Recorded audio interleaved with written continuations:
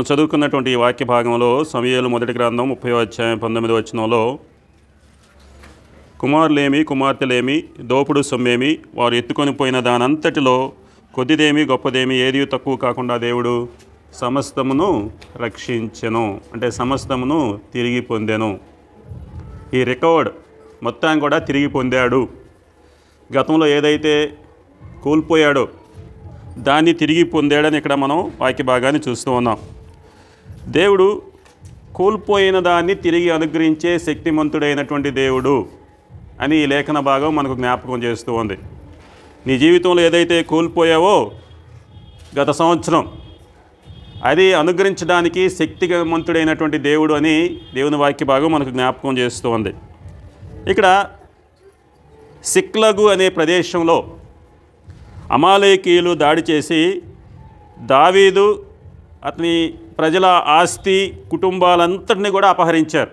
సిక్లగు అనే ప్రదేశంలో 30వ అధ్యాయం మొట్టమొదటి వచనంలో చూస్తే సిక్లగు అనే ప్రదేశంలో అమాలేకీయులు దండెత్తారు. దండెత్తి దావీదుకున్న ఆస్తిని, కుమారులను, కుమార్తెలను, ప్రతి ఒక్కరిని కూడా, కుటుంబం అంతటిని కూడా అపహరించారు. కానీ దావీదు నిరాశపడలేదు. దావీదు దేవుని మీద నమ్మకం చూపించాడు, ధైర్యం చూపించాడు, విధేయత చూపించాడు. దాని ద్వారా ప్రతిదీ కూడా తిరిగి తెచ్చుకోగలిగాడు. కాబట్టి ఈ వాక్య భాగం మనకు జ్ఞాపకం చేసేది ఏంటంటే, దేవుడు గత సంవత్సరంలో మనం ఏదైతే కోల్పోయామో దాన్ని తిరిగి ఇవ్వటానికి సిద్ధంగా ఉన్న దేవుడు అని ఈ వాక్య భాగం మనకు జ్ఞాపకం చేస్తుంది. అది ఏ నష్టమైనా కావచ్చు, ఆ నష్టాన్ని దేవుడు తిరిగి ఇవ్వగలుగుతాడని ఇది మనకు జ్ఞాపకం చేస్తూ ఉంది.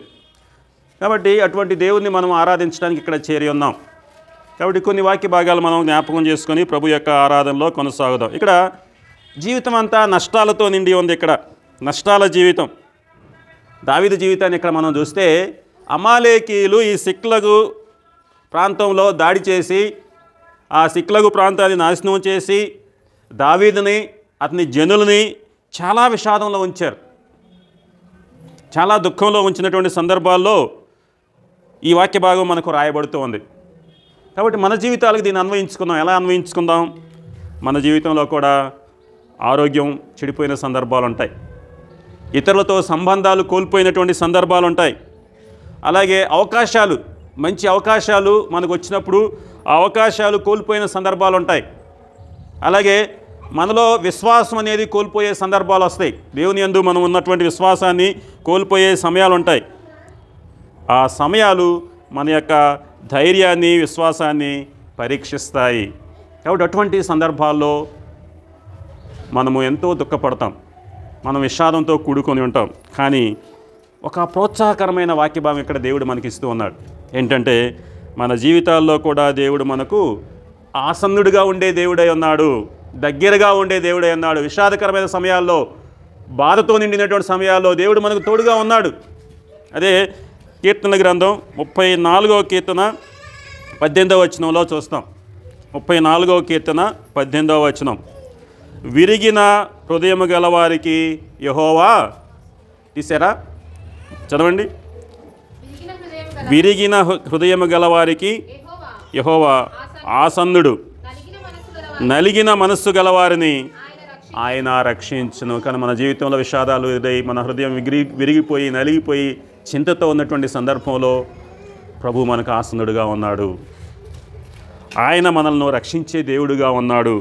ఈ గొప్ప వాగ్దానాన్ని మనం పొంది ప్రభువును, అటువంటి గొప్ప వాగ్దానాన్ని అనుగ్రహించేటువంటి సమయాల్లో మనకు తోడుగా ఉండే ప్రభువు మీద ఆనుకొని ఆయన్ను ఆరాధిస్తూ ముందుకు కొనసాగడం. ఇక్కడ దావీదు కూడా అటువంటి విషాద సమయాల్లో, అటువంటి దుఃఖ సమయాల్లో, సమస్తాన్ని కోల్పోయి, అమాలేకీయులు కోల్పోయి ఉన్నటువంటి సందర్భంలో దావీదు యొక్క ప్రతిస్పందన ఎలా ఉందంటే, భయపడిపోలేదండి, భయానికి లొంగిపోలేదు, లేక తన కోపానికి లొంగిపోలేదు. దావీదు దేవునిలో తను తాను బలపరుచుకున్నాడు. ఎవరిలో బలపరుచుకున్నాడు? దేవునిలో బలపరుచుకున్నాడు. చూడండి, ఇక్కడ 30వ అధ్యాయము మొదటి సమూయేలు 6వ వచనంలో చూస్తే, చదవండి. 30వ అధ్యాయం 6వ వచనం, మిక్కిలి దుఃఖపడెను, కుమారులను బట్టి కుమార్తెలను బట్టి జనులందరికీ ప్రాణము విసికినందున రాళ్ళు రువి దావీదును చంపుదము రండని వారు చెప్పుకొనగా దావీదు తన దేవుడైన యెహోవాను బట్టి తన దేవుడైన యెహోవాను బట్టి ధైర్యము తెచ్చుకొనెను. కుమారులు కోల్పోయారు, ఇశ్రాయేలు అందరూ కూడా కుమార్తెలను కోల్పోయారు. అంతా దావీదు వల్లనే జరిగిందని వాళ్ళందరూ దావీదుని రాళ్ళేసి చంపుదాం రండి అని అనుకుంటున్నటువంటి సందర్భంలో కూడా దావీదు భయపడలేదండి. తన దేవుడైన యెహోవాను బట్టి ధైర్యము తెచ్చుకొనెను అనే మాట ఇక్కడ రాయబడి ఉంది. కాబట్టి దేవుని యొక్క సలహాను ఆయన కోరుకున్నాడు. దేవుని యొక్క సలహాను ఒక ప్రార్థనాపూర్వకంగా ఆయన కోరుకున్నాడు. కాబట్టి మనం ఏ పనైనా చేయటానికి లేకపోతే ఒక కార్యాన్ని కొనసాగించడానికి ముందుగా దేవుని యొక్క సలహాను కోరుకోవాలి.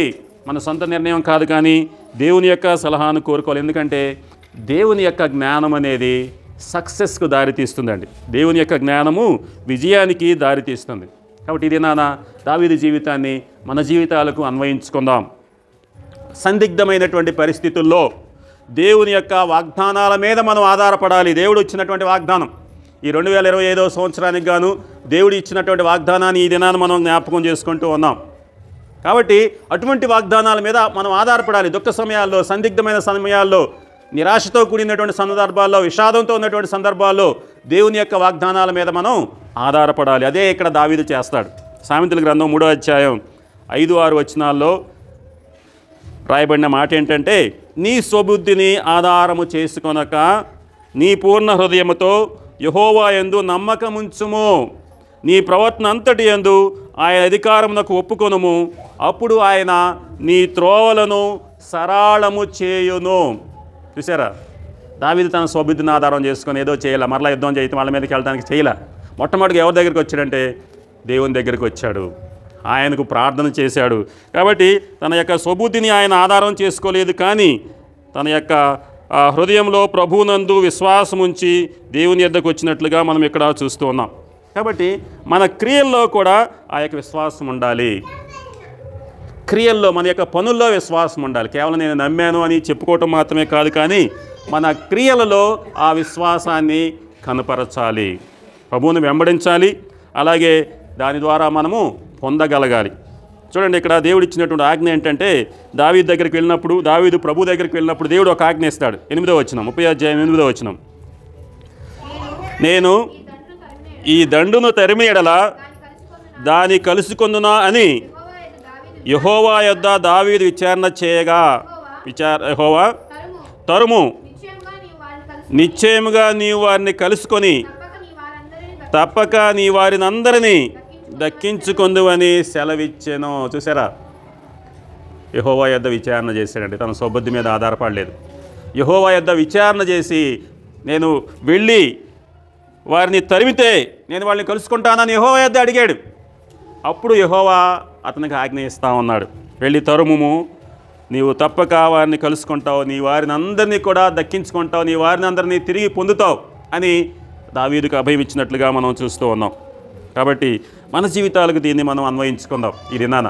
ఎలాగంటే దేవుని యొక్క వాగ్దానాలు ఎప్పుడూ కూడా మన నుంచి ఒక కార్యాన్ని లేక క్రియను కోరుకుంటాయండి. వాగ్దానం ఇచ్చిన తర్వాత మనం ఊరికి నేను నిశ్శబ్దంగా ఉండకూడదు, మన నుంచి కూడా ఒక క్రియను కోరుకుంటాయి. దావీదు ఏం చేశాడు, వారిని తరుముతానని అడిగాడు, అంటే ఒక పని ఆయన చేశాడు. మన నుంచి కూడా దేవుని యొక్క వాగ్దానాలు ఏం కోరుకుంటాయి అంటే ఒక క్రియను కోరుకుంటాయి. కాబట్టి ఆ క్రియ మనము కష్ట సమయాల్లో ఆ క్రియ ద్వారా మనం విశ్వాసంతో ముందుకు వెళ్ళగలగాలి. విశ్వాసంతో మనం ముందుకు వెళ్ళి ఆ పనిని మనం కొనసాగించినప్పుడు ఆ వాగ్దానాలను మనం సొంతం చేసుకుంటాం అనేది ఇక్కడ ఈ వాక్య భాగం ద్వారా దేవుడు మనకు తెలియజేస్తూ ఉన్నాడు. కాబట్టి దేవుని యొక్క మాటలకు మనం విధేయత చూపించినటువంటి సందర్భంలో ఆయన మనకు అవసరమైనటువంటి శక్తిని, మనకు కావలసినటువంటి వనరులను ఆయన అనుగ్రహిస్తాడు. అందుకే అపోస్తలుడైన పౌలు అనేక సందర్భాల్లో చెప్తూ ఉంటాడు. ఫిలిప్పీయులకు రాసిన పత్రిక 4వ అధ్యాయం 13వ వచనంలో అపోస్తలుడైన పౌలు ఏమీ లేనటువంటి సందర్భంలో ఆయన చెప్పిన మాట ఏంటంటే, నేను సంపద గల సమయంలో ఉన్నాను, దీన స్వభావంలో ఉన్నాను, ఏ స్వభావంలో కూడా దేవుని నేను విశ్వాసం ఉంచానని చెప్పుకుంటూ చివరిలో ఆయన చెప్తాడంటే 4:13లో, నన్ను బలపరచు వాని యందే నేను సమస్తము చేయగలను. కాబట్టి నేను దీన స్వభావంలో ఉండనెరుగుదును, సంపదలో ఉండనెరుగుదును, ఏ స్థితిలో ఉన్నప్పటికీ కూడా నన్ను బలపరచు వాని యందే నేను సమస్తమును చేయగలనని పౌలు చెప్పినటువంటి మాట మనం జ్ఞాపకం చేసుకుందాం. కాబట్టి నా జీవితంలో అప్పులు ఉన్నాయి, లేకపోతే అనేకమైనటువంటి ఇబ్బందులు ఉన్నాయి, అనేకమైనటువంటి అవసరాలు ఉన్నాయని మనం అనుకోవటం కాదు. ఈ నూతన సంవత్సరంలో సమస్తాను తిరిగి ఇచ్చే దేవుని యందు మనం విశ్వాసం ఉంచి మన యొక్క పనుల ద్వారా దేవునికి విధేయత చూపించినప్పుడు తిరిగి మనకు అనుగ్రహించడంలో దేవుడు విశ్వాస్యత కలిగినటువంటి వాడు. He is faithful. ఆయన విశ్వాస్యత కలిగినటువంటి వాడు. పూర్తిగా తిరిగి పొందటంలో ఆయన విశ్వాస్యత కలిగినటువంటి వ్యక్తిగా ఇక్కడ మనకు కనిపిస్తూ ఉన్నాడు. కాబట్టి దావీదు మొత్తాన్ని పొందాడండి. దేవుని ఆజ్ఞ వల్ల ఏం చేశాడు? వాళ్ళని మరలా తరిమాడు, వారిని జయించాడు. తన కుమారులనేమి కుమార్తెలనేమి దోపుడు సొమ్మేమి వారు ఎత్తుకొని పోయిన దానంతట్లో కొద్దిదేమి గొప్పదేమి ఏమీయో తక్కువ కాకుండా దావీదు సమస్తమును రక్షించెను. అంతా ఆయన తిరిగి పొందాడు అని ఇక్కడ మనం చూస్తూ ఉన్నాం. ఏది కూడా కోల్పోయలేదండి. తాను ఏదైతే ఆయన కోల్పోయాడో తిరిగి మొత్తం కూడా తెచ్చుకున్నాడు. ఏది ఒక్కటి కూడా కోల్పోకుండా తెచ్చుకున్నాడు. కాబట్టి ఇక్కడ ఇది మన జీవితాలకు మనం దీన్ని ఎలా అన్వయించుకోవాలంటే, దేవుడు మనకు తిరిగి ఇచ్చేది సగం సగం ఇవ్వడండి, సంపూర్ణంగా తిరిగిస్తాడు. అంటే దేవుని యొక్క వాగ్దానం ఎలా ఉందంటే, దేవుడు సమస్తమును తిరిగి ఇచ్చెను. అదే మన యొక్క వాగ్దానం. సమస్తాన్ని ఆయన తిరిగి ఇచ్చినట్లుగా మనం చూస్తున్నాం. మనం ఏ సంబంధాలను అయితే కోల్పోయామో వాటిని ఆయన పునరుద్ధరింపజేస్తాడు. ఏ నిరీక్షణ అయితే కోల్పోయామో దాన్ని తిరిగి ఇస్తాడు. ఏవైతే శిథిలమైపోయిందో దాన్ని తిరిగి కట్టుతాడు, తిరిగి నిర్మిస్తాడు. ఇవన్నీ కూడా నూతన సంవత్సరంలో దేవుడు మనకి ఇస్తున్నటువంటి వాగ్దానాలు. కాబట్టి మనము నిరాశపడకుండా నేను కోల్పోయాను, లేకపోతే నా జీవితం ఎలా అయిపోయింది అని మనము నిరాశపడకుండా దేవుని యొక్క విశ్వాస్యత మీద మనం నమ్మకం ఉంచగలగాలి. అది మనం చేయవలసిందండి. దేవుడు వాగ్దానం చేశాడు కాబట్టి ఆయన విశ్వాస్యత మీద మనము నమ్మకం ఉంచాలి. యోవేలు గ్రంథంలో నేను జనవరి 1న తెలియజేశాను. 2వ అధ్యాయం 25వ వచనంలో అక్కడ దీనికి అనుబంధంగా ఉన్నటువంటి వాగ్దానాన్ని అక్కడ దేవుడు బయలుపరిచాడు. మిడతలను గొంగళి పురుగులను, యోవేలు గ్రంథం 2వ అధ్యాయం 25 ప్రకారం మిడతలను గొంగళి పురుగులను పసర పురుగులను చీడ పురుగులను అను నా మహాసైన్యము తినివేసిన సంవత్సరముల పంటను మీకు మరలా ఇత్తును. చూసారా? దీనికి మనం ఇక్కడ అన్వయించుకుంటూ ఉన్నాం. నీ సంవత్సరముల పంట అనేది అనేకమైనటువంటి మిడతలు తినివేశాయి, పసర పురుగులు తినేసాయి, గొంగళి పురుగులు తినివేశాయి, చీడ పురుగులు తినివేశాయి. దానిని కూడా నేను మరలా తిరిగి ఇత్తును అని ఆయన తెలియజేస్తున్నాడు. కాబట్టి ఇది ప్రభువునందు మనం బలపరుచుకున్నాం. అటువంటి గొప్ప ఆశీర్వాదాలు మనకు అనుగ్రహించే దేవుడు. దేవునిలో మిమ్మల్ని మీరు బలపరుచుకొనండి. కష్ట సమయాల్లో దేవుని యొక్క వాగ్దానాల మీద నమ్మకం ఉంచండి. ఆయన యొక్క వాగ్దానాన్ని, ఆయన యొక్క వాక్యాన్ని ధ్యానించండి, ప్రభువును ఆరాధించండి, ఆయనకు ప్రార్థనలు చేయండి, దేవుని యొక్క నడిపింపు కోసం వెదకండి, దేవుని యొక్క మార్గం కోసం దేవుణ్ణి అడగండి. ఆయన జవాబు ఏదైతే ఇస్తాడో దానిని మీరంతా కూడా విశ్వసించండి. విశ్వాసంతో మనం ఒక పనిని జరిగించాలండి, విశ్వాసంతో క్రియను జరిగించాలి. దేవుడు మనతో ఉన్నాడని తెలుసుకొని ముందుకు కొనసాగుదాం. ఈ నూతన సంవత్సరంలో ప్రభు మనతో ఉన్నాడు. ఆయన మనల్ని నడిపించే దేవుడు, తిరిగి ఇచ్చే దేవుడు. కాబట్టి తిరిగి పొందినప్పుడు మనం ఏం చేయాలి? ఒకవేళ నీవు తిరిగి పొందినప్పుడు దేవుని సన్నిధిలోనికి వచ్చి కృతజ్ఞతతో ఆయన ఆరాధించగలగాలి. కాబట్టి ఇది ఈ 2025వ సంవత్సరం మొట్టమొదటి దినాన ప్రభువును ఆరాధించడానికి మనం వచ్చి ఉన్నాం. మొట్టమొదటి ఆదివారం దినాన ప్రభువును ఆరాధించడానికి మనం వచ్చి ఉన్నాం. కాబట్టి ఆయన సమస్తమును తిరిగి అనుగ్రహించే దేవుడైన నీవు నమ్మిని ఆయన ఆరాధించినట్లయితే, అంటే దేవుడు తిరిగి ఇవ్వకుండా ఉండటానికి ఏది ఆటంకం లేదు. విమోచించటానికి దేవునికి శక్తికి మించినటువంటి నష్టము ఏమీ లేదు అని ఈ సమూయేలు గ్రంథం 30వ అధ్యాయం 19వ వచనం మనకు తెలియజేస్తుందండి.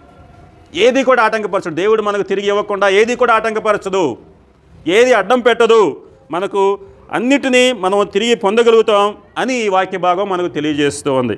కాబట్టి దావీదు అన్నిటినీ ఎలా తిరిగి పొందాడో దేవుడు మన జీవితాల్లో కూడా పోగొట్టుకున్న ప్రతిదీ కూడా తిరిగి ఇవ్వగలడు. ఆయన విశ్వాస్యత మీద మనం నమ్మకం ఉంచుదాం, హృదయపూర్వకంగా ఆయన్ను ఆరాధిద్దాం, హృదయపూర్వకంగా ఆయన్ను వెతుకుదాం, విశ్వాసంతో మనం ముందుకు కొనసాగుదాం. ఎందుకంటే ఆయన మనకు తిరిగి ఇవ్వకుండా ఎప్పటికీ కూడా ఉండడు. ఈ గొప్ప వాగ్దానాన్ని ప్రభు ఈ దినాన మనకు అనుగ్రహించి ఉండగా, అంత గొప్ప వాగ్దానాలను అనుగ్రహించినటువంటి ప్రభువును మనం ఆత్మతో సత్యముతో ఆరాధిస్తూ కృతజ్ఞత కలిగి దేవుని యందు మన విశ్వాసాన్ని ముందుకు కొనసాగిస్తూ ఈ సంవత్సర కాలం అంతటిలో కూడా ప్రభువును ఆత్మతో సత్యముతో ఆరాధిస్తూ ముందుకు కొనసాగుదాం. అటువంటి కృప పరిశుద్ధాత్మ దేవుడు మనందరికీ అనుగ్రహించునుగాక. ఆమేన్.